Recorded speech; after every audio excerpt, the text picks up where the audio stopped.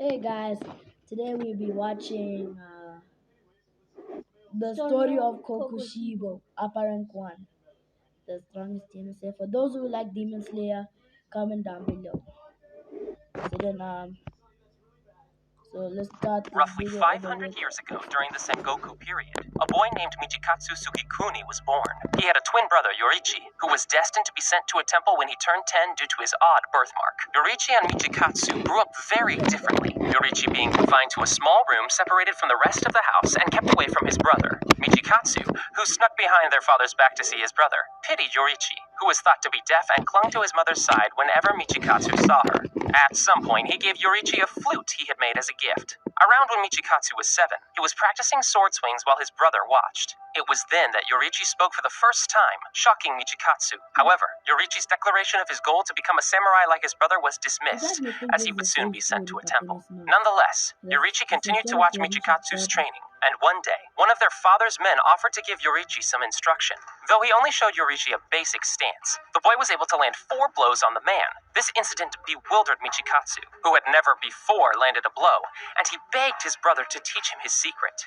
To Michikatsu's disappointment, Yorichi only expressed his distaste for combat and stated that he no longer wanted to become a samurai. Once, however, Yorichi mentioned that before he took a stance, he breathed deeply, examining his bone alignment, muscle contraction, and blood flow, implying an early form of the sun-breathing style that Yorichi would later adopt.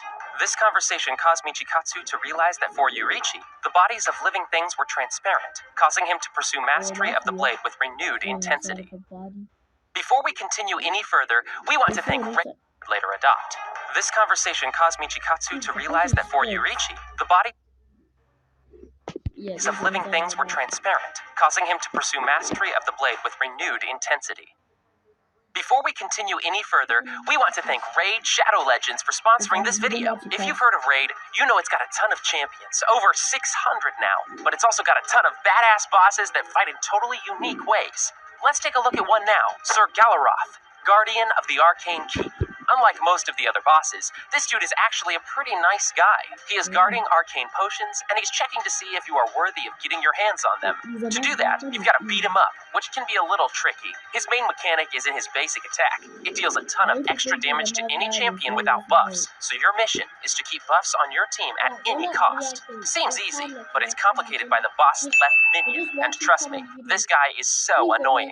Raid's got a ton happening this month, with a fresh rotation of the brutal Hydra boss, and a ton of events and tournaments every single day, including some special Valentine's Day events where you can get your hands on a brand new legendary champion. This is the best time to get started in Raid, and if you click my link in the description or scan my QR code, you'll get cool bonuses. We're talking a free epic champion, Vergus, 200,000 silver, 1 energy refill, 1 XP boost, and 1 ancient shard so you can summon awesome champions as soon as you get in game. The rewards will be waiting for you here. As Michikatsu studied the sword, he felt envious of his brother, who he felt was squandering his natural physical talent. He also feared that, now that their father likely knew about Yorichi's immense potential, their roles would be swapped and he would be the one sent to the temple in Yorichi's place. Yorichi recognized this as well, the night that their mother finally succumbed to her illness.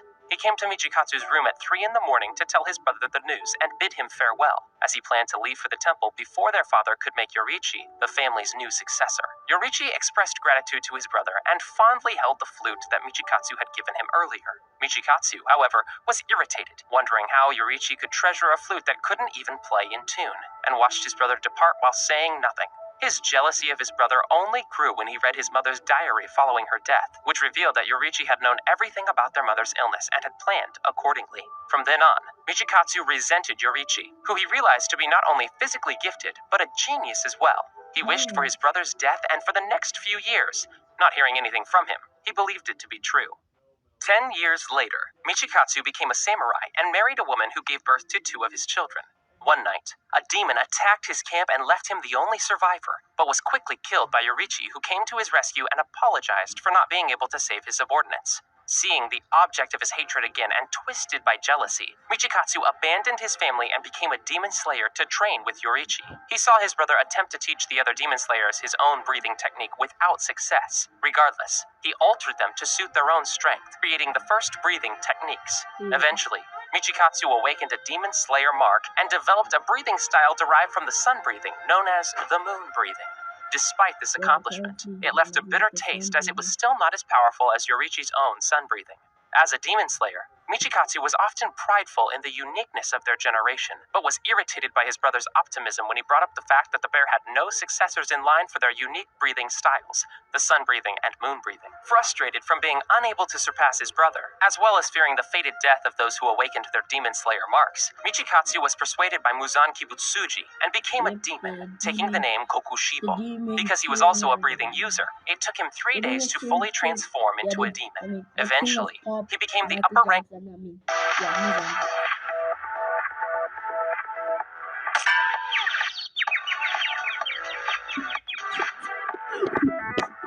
Eventually, he became the upper rank one of the 12 Kizuki, remaining at that rank for hundreds of years, while his original name was lost to history.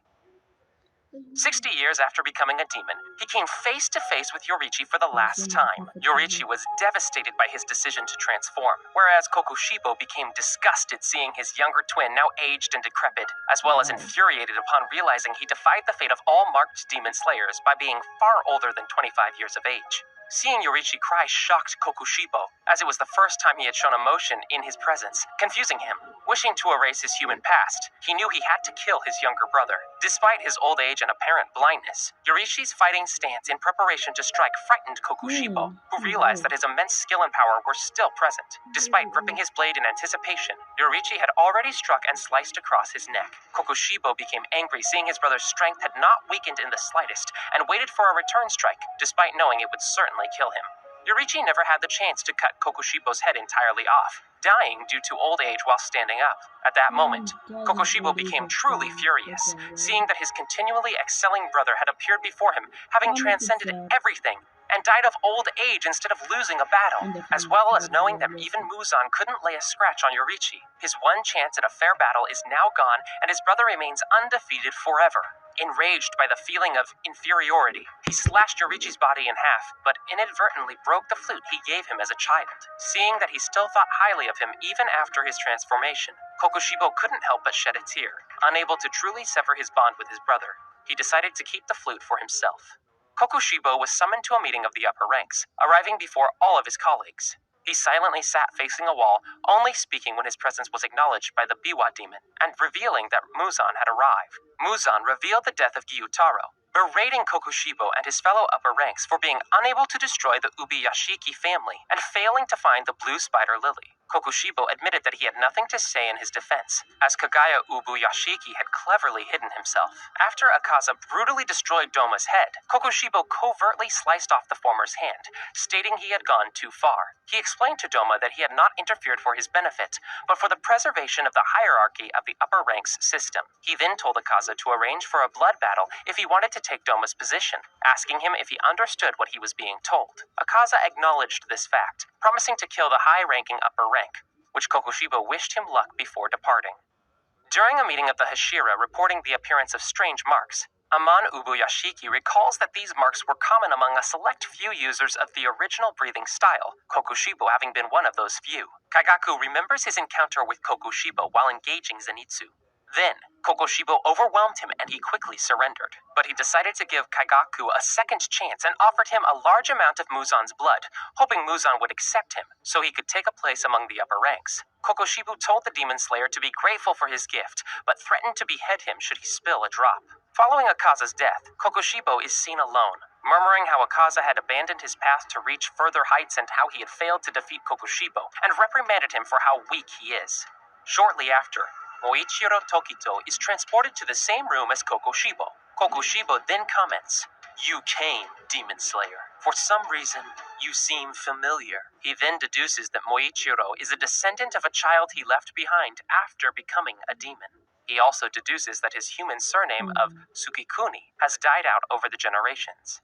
After Moichiro calms himself down and performs various styles from the mist breathing, his demon-slaying mark appears. Kokushibo then compliments how accomplished Moichiro is as a swordsman at such a young age. Kokushibo states that it must be due to the powerful blood he passed down, although Moichiro dismisses such claims. After some more battling, Kokushibo manages to cut off Moichiro's arm. Moichiro quickly tightens his arm to stop the bleeding, greatly impressing Kokushibo. However, Moichiro is effortlessly defeated when Kokushibo impales him with his own sword. Kokushibo then offers Moichiro the opportunity to become a demon and be of use to that man. This discussion is, however, interrupted by Genya shooting his Nichiren gun. Kokushibo effortlessly avoids the gunshot, appearing behind Genya and then proceeding to cut off both his arms and his torso in half, commenting that, I see. You're the one who's been eating demons, huh? However, he realizes that Genya is unlike the other imitation demon from 300 years ago, and that the way to kill him is the same way regular demons are killed, by chopping off their head. Before he has the opportunity to do this, Genya is saved by his brother, Sanami. After Genya apologizes for everything he's done to Sanami, Kokushibo states, brothers and demon slayers. That brings back memories. Sanami and Kokushibo then begin their intense duel, with Kokushibo being slightly taken aback at the skill of the Wind Hashira. However, he retains his composure and states that he wouldn't be able to survive if his senses weren't honed from long experience. This goes on for some time, with Kokushibo even stating that long ago, in the Sengoku era, he gained a lot of experience fighting against a similarly strong Wind Hashira. Kokushibo then gets a good enough cut on Sanami, stating that moving would lead to his entrails spilling out. Sanami proceeds to laugh hysterically, boasting the fact that he had Marechi blood. Sanami uses his abnormal body and breathing skills to control his muscles to coagulate the blood and stop the bleeding as much as possible. After some struggling and Kokushibo showing glee at the opportunity to fight such a skilled swordsman, he was about to deal a finishing blow until Guillaume, the stone Hashira, arrived. Kokushibo was unable to retain himself, openly stating that he admired Guillaume's peak physical form. Following an intense back-and-forth battle, Guillaume reveals his trump card he meant to save for Muzan, his demon-slaying mark. Kokushibo then confirms that he too has the demon-slaying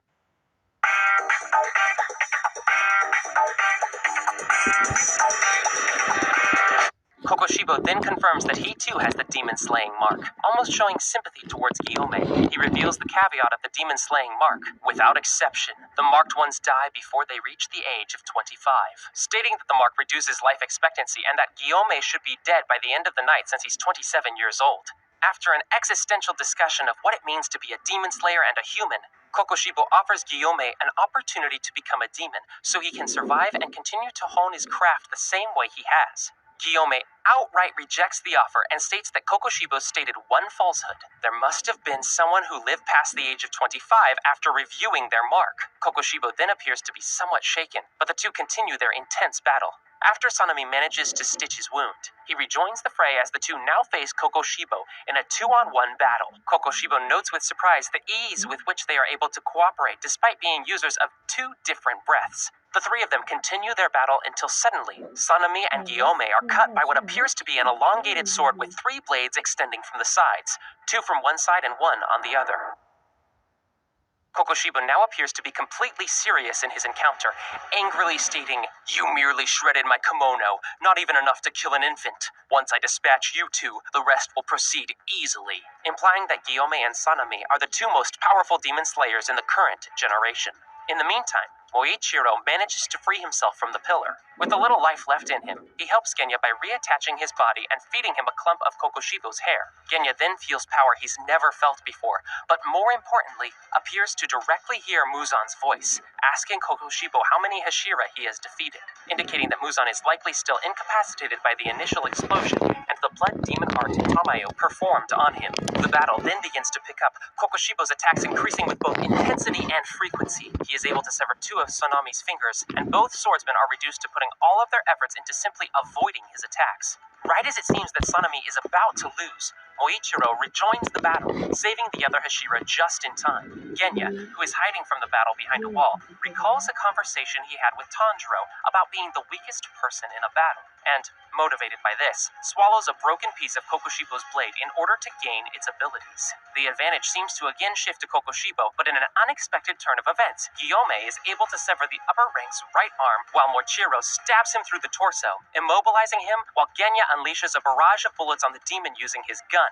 which he altered using his own cells in a similar manner to the Kokushibo's sword. The bullets embedded into the demon's flesh then erupt into trees, completely trapping him as Guillaume and Sanami rush in to finish finish him off. The sensation disturbs Kokushibo, who is reminded of an encounter from 400 years ago in which Yorichi was able to land a hit on his neck, something that no one managed to accomplish since then. Enraged by the thought of being defeated, Kokushibo sprouts multiple blades from his body and severely injures all demon slayers. Still, the four charge onwards undeterred. As Moichiro's blade turns red, seemingly seeing Kokushibo's organs, Genya unleashes another blood demon art, rooting another tree in Kokushibo's back while Guillaume lands a blow on Kokushibo's head with his flail and Sanami rushes in with his sword. Their weapons all begin to turn red, and, struck with thoughts of his brother, Kokushibo marvels at how the demon slayers who came after them have risen up to surpass them. However, wonder soon gives way to rage as Kokushibo's head is cut off and, to the horror of the four demon slayers, Kokushibo regrows it. Kokushibo begins to celebrate, boasting to himself that now he has conquered death by beheading. Any attacks thrown at him are now rendered meaningless. However, his triumph gives way to disbelief when he sees himself in the reflection of Sanami's blade. His new form is monstrous, with tusks and spikes protruding from his head, face, and back. Disgusted by his new appearance, he recalls his original motivation to be the strongest samurai in the country and wonders if the path he has taken is what he really wanted. While he reflects on his motivations, Guillaume is able to crush his head with his flail, again beheading Kokushibo.